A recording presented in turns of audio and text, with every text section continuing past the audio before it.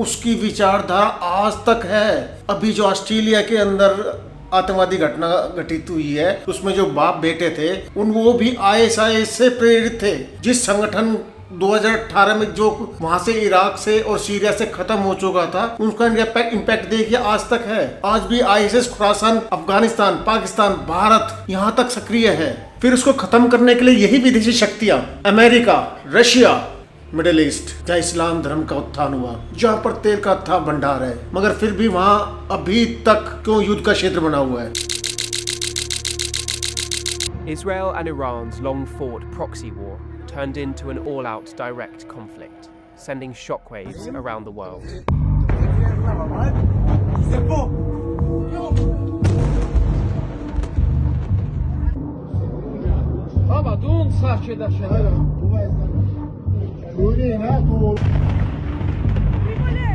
आइए उनमें से कुछ कारणों पर हम रोशनी डालते हैं। मिडिल ईस्ट की सीमाओं का निर्धारण इस तरीके से किया गया ताकि इस क्षेत्र में सदा के लिए कॉन्फ्लिक्ट बना रहे। प्रथम विश्व युद्ध से पहले इस पूरे क्षेत्र पर ओटोमन साम्राज्य का राज था, मगर प्रथम विश्व युद्ध में क्योंकि ओटोमन साम्राज्य की पराजय हुई और यहाँ पर फ्रेंच और ब्रिटिश का राज आ गया, तो उन्होंने इस पूरे क्षेत्र की सीमाओं को ऐसे निर्धारण किया ताकि इसमें कॉन्फ्लिक्ट बना रहे। एक ही देश के अंदर शिया भी रखे, सुन्नी भी रखे, ट्राइब्स भी एक इस देश की सीमाओं के अंदर रखे ताकि उनके अंदर मनमुटाव बना रहे, उनके अंदर संघर्ष बना रहे। जैसे कि इराक, यमन, सीरिया, वहाँ पर शिया और सुन्नी आबादी दोनों को एक साथ रखा गया, जिसकी वजह से वहाँ पर आज तक कॉन्फ्लिक्ट है। यहाँ पर पूरी दुनिया का 50% तेल का भंडार है और जहाँ पर पैसा आता है वहाँ पर विदेशी शक्तियों का हस्तक्षेप भी बन जाता है। तो विदेशी शक्तियाँ हित साधने के लिए उनके राजनीतिक मामलों में हस्तक्षेप करती है, अपना इंटरेस्ट फुलफिल करने के लिए वहाँ पर उनका जो सिस्टम होता है उसके अंदर उनका इंटरफेयर बहुत ज्यादा घुस जाता है। जैसे कि 1990 में इराक द्वारा कुवैत पर किया गया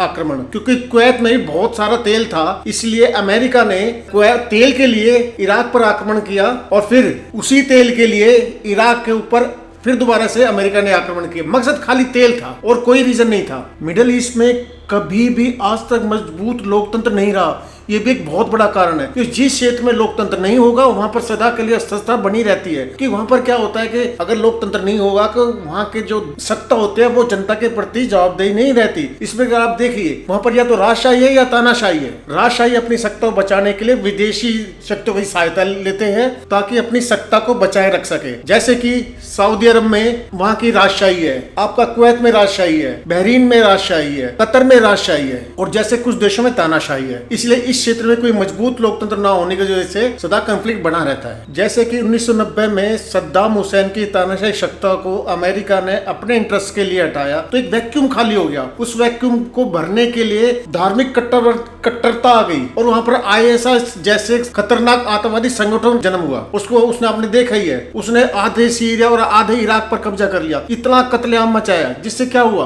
दुनिया भर का शरणार्थी कोई यूरोप जा रहा है, कोई कहीं जा रहा है, उनका पूरा जीवन बर्बाद हो गया क्योंकि इंटरफेयर हुआ, विदेशी इंटरफेयर हुआ। अगर वहां पर सद्दाम हुसैन की सत्ता बनी रहती तो आईएसआईएस का जन्म नहीं होता, उसका जन्म नहीं होता तो कोई विस्थापित नहीं होते। आज पूरी दुनिया में आईएसआईएस एक बहुत बड़ा आतंकी संगठन खड़ा हो गया है। Islamic State is the most vicious and murderous jihadist regime the world has ever seen. उसकी विचारधारा आज तक है। अभी जो ऑस्ट्रेलिया के अंदर आतंकवादी घटना घटित हुई है, उसमें जो बाप बेटे थे वो भी आईएसआईएस से प्रेरित थे। जिस संगठन 2018 में जो वहां से इराक से और सीरिया से खत्म हो चुका था, उसका इम्पैक्ट देखिए आज तक है। आज भी आईएसआईएस खुरासान, अफगानिस्तान, पाकिस्तान, भारत यहाँ तक सक्रिय है।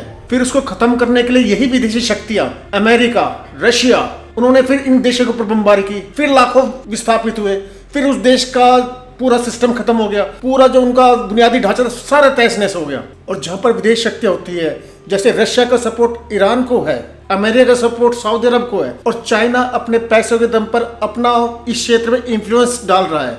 यूएस ने अपने सैन्य अड्डे बनाने के लिए यहाँ की सत्ताओं में हस्तक्षेप किया। आप आज की डेट में देख लीजिए, सऊदी अरब, बहरीन, कुवैत, कतर, हर जगह यूएस बेस है। जब भी किसी देश में दूसरे देश का सैन्य बेस होगा तो वहाँ के राजनीतिक मामलों में उसका हस्तक्षेप भी होगा। ऐसे सीरिया के अंदर रशिया का सैन्य बेस था तो वहाँ की सरकार जो पर रशिया का इंटरफेयर था, इसलिए जब भी किसी दूसरे देशों में किसी दूसरे देश का सैन्य बेस होगा तो वहाँ की राजनीतिक मामले उसका हस्तक्षेप होगा, तो वहाँ पर राजनीतिक स्थिरता कैसी रहेगी। जब किसी देश की राजनीतिक सत्ता कमजोर होती है तो वहाँ पर आतंकवादी संगठन भी अपना पैर जमाते हैं, विदेशी शक्तियां उसमें इंटरफेयर करने लगती है। जैसे कि सऊदी अरब ने यमन पे इंटरफेयर किया और वहाँ के जो राजनीतिक तंत्र था उसमें हस्तक्षेप किया, कारण क्या निकला, हूती आतंकवादी संगठन खड़ा हो गया जो सपोर्ट ईरान कर रहा है। ऐसे लेबनान में ले लीजिए, वहां पर भी इंटरफेयर किया गया तो वहां पर हिजबुल्लाह खड़ा हो गया, आतंकवादी संगठन। तो जब भी केंद्रीय सत्ता कमजोर होगी तो विदेशी शक्तियां वहां का इस्तेमाल करेगी और फिर आतंकवादी संगठन खड़े होंगे। इस क्षेत्र में ईरान और सऊदी का जो संघर्ष है वो भी बहुत बड़ा कारण बन चुका है। ईरान क्योंकि शिया बहुल है और सऊदी अरब सुन्नी बहुल है, तो अपने अपने क्षेत्र में अपना आधिपत्य जमाने के लिए इन दोनों देशों ने आसपास के देशों में इंटरफेयर किया है। ईरान ने हिजबुल्लाह आतंकवादी संगठन, हूती आतंकवादी संगठन, हमास जैसे आतंकवादी संगठनों का साथ दिया है। और सऊदी इस क्षेत्र में अपने आप को चौधरी समझता है, वो दूसरे देशों की राजनीतिक तंत्र में हस्तक्षेप करता है, जैसे मैंने आपको बताया था अभी। तो जब दो बड़े देश अपना आधिपत्य जमाने के लिए दूसरे देशों की राजनीतिक तंत्र में हस्तक्षेप करेंगे तो शांति कैसे होगी। इजराइल फिलिस्तीन विवाद ये भी बहुत बड़ा कारण है क्षेत्र में शांति के लिए, क्योंकि सेकेंड वर्ल्ड वॉर में पूरी दुनिया में जो यहूदी फैले हुए थे उनके ऊपर हिटलर ने बहुत अत्याचार किया, लाखों यहूदी मार दिए। तो अरब क्षेत्र में क्योंकि यहूदियों का जन्म स्थान ही यरूशलेम है, तो यरूशलेम में एक अलग देश बनाने का प्रस्ताव यूएन में आया, जिसमें फिलिस्तीन और इजराइल नामक दो देश का गठन हुआ। मगर अरब कंट्रीज ने यह प्रस्ताव स्वीकार ही नहीं किया, उन्होंने इजराइल नाम के देश को आज तक स्वीकार नहीं किया, जिसका कारण क्या हुआ, 1948 में ही पहला युद्ध हो गया, फिर 1967 में 6 डे वार, उसमें क्या हुआ, इजराइल ने फिलिस्तीन की पूरी जमीन पर कब्जा कर लिया। आज जो लड़ाई का क्षेत्र है गाजा, ये जॉर्डन का था, ईस्ट बैंक ये जॉर्डन का कब्जा कर लिया, गोलन हाइट जॉर्डन की कब्जा कर ली। क्या हुआ, आज तक वो कॉन्फ्लिक्ट बना हुआ है। इन देशों ने आज तक इजराइल को मान्यता नहीं दी है, तो हर वक्त युद्ध के बादल मंडराते रहते हैं। ये भी बहुत बड़ा कारण है इस क्षेत्र में शांति नहीं आने का। जैसे 7 अक्टूबर 2023 इजराइल के एक त्योहार पर हमास द्वारा भयानक आतंकवादी हमला किया गया, करीब 1200-1300 आदमी मारे गए, 1000 से ज्यादा किडनैप करके वहां पर ले गए हमास के लोग गाजा में। उसका क्या परिणाम निकला, 3 साल तक आज तक वहां पर लाखों लोग मारे जा चुके हैं, पूरा गाजा तबाह हो चुका है, पूरी दुनिया उसके इफेक्टेड हो चुकी है। दुनिया भर के शरणार्थी जो है यूरोप जा रहे हैं, कितना बड़ा युद्ध का क्षेत्र बन चुका है। अगर ये मुद्दा शांत नहीं होगा तो ये कॉन्फ्लिक्ट जोन बना रहेगा। आज तक कितने मुस्लिम देशों ने इजराइल को मान्यता नहीं दी। जब तक वहां से इस प्रॉब्लम का सोल्यूशन नहीं होगा तो शांति नहीं रहेगी। जब भी शासकीय शक्ति कमजोर पड़ती है तो वहां पर अराजकता, आतंकवाद जन्म लेता है। जैसे सीरिया में अल बशर सरकार कमजोर पड़ी, वहां पर आतंकवाद आया, उनकी सपोर्ट के लिए अमेरिका आया, बशर सरकार को सपोर्ट करने के लिए रशिया आया, पिसा कौन, वहां की जनता विस्थापित होना शुरू हो गई।